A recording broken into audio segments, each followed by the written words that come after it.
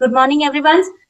आज DK Birla classes में आपका हार्दिक स्वागत है। आज हम अकाउंट्स लेखांकन के बारे में पढ़ने जा रहे हैं। लेखांकन क्या है? लेखांकन वह प्रक्रिया है जिसमें किसी व्यक्ति, कंपनी या संस्था के वित्तीय लेन देन को, डेली रूटीन को लिखित रूप में दर्ज किया जाता है, उसे हम लेखांकन कहते हैं।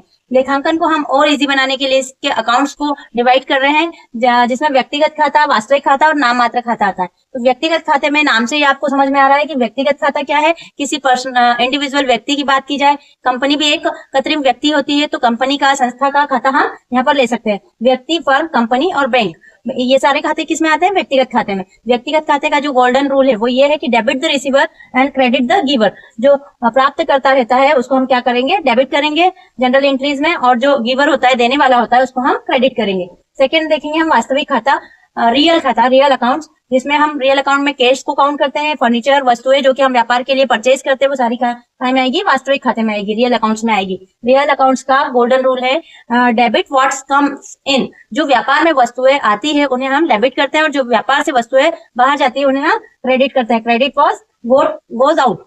थर्ड है नाम मात्र खाता। नाम मात्र खाता, नॉमिनल अकाउंट्स। नॉमिनल अकाउंट्स में ये सिर्फ नाम मात्र का होता है, जिसमें हम आय व्यय को दिखाते हैं और इनकम एक्सपेंडिचर को दिखाते हैं। तो इसमें हम क्या करेंगे? आय व्यय को क्या करेंगे? लॉसेस और ऑल एक्सपेंसेस को हम करेंगे डेबिट, और इनकम और गेन को हम करेंगे क्रेडिट। तो इसका रूल होगा all expenses and losses are debit and income and gains are credit. तो यहाँ पर हमने अभी लेखांकन से संबंधित 3 रूल, गोल्डन रूल्स पढ़े हैं। अभी हमने लेखांकन के बारे में पढ़ा। तो लेखांकन को हमने 3 अकाउंट्स में डिवाइड किया, पर्सनल, नॉमिनल और रियल अकाउंट्स में। तो अब हम देखेंगे पर्सनल अकाउंट की एंट्री कैसे होती है, रियल अकाउंट की और नॉमिनल अकाउंट की। तो पर्सनल अकाउंट की एंट्री, जैसे कि पर्सनल अकाउंट को नेचुरल और आर्टिफिशियल और रिप्रेजेंटेटिव 3 तरह के लोगों में बांटा गया है। नेचुरल मतलब जैसे हम इंडिविजुअल किसी व्यक्ति की बात करें, आर्टिफिशियल व्यक्ति के तहत कृत्रिम व्यक्ति की बात करें जैसे कंपनी या संस्था की, और रिप्रेजेंटेटिव जो उसको रिप्रेजेंट करता है। तो ये आएंगे पर्सनल अकाउंट में। इसमें मैंने रूल बताया था debit the receiver and credit the giver. जैसे यहाँ एग्जांपल के लिए हम देखें, नेहा ने लैपटॉप खरीदा। नेहा ने खरीदा है, तो क्या खरीदा है? लैपटॉप। व्यापार में क्या आया है? लैपटॉप आया है। तो लैपटॉप, डेबिट द रिसीवर, हमने किसको डेबिट किया? लैपटॉप को। तो एंट्री होगी लैपटॉप अकाउंट डेबिट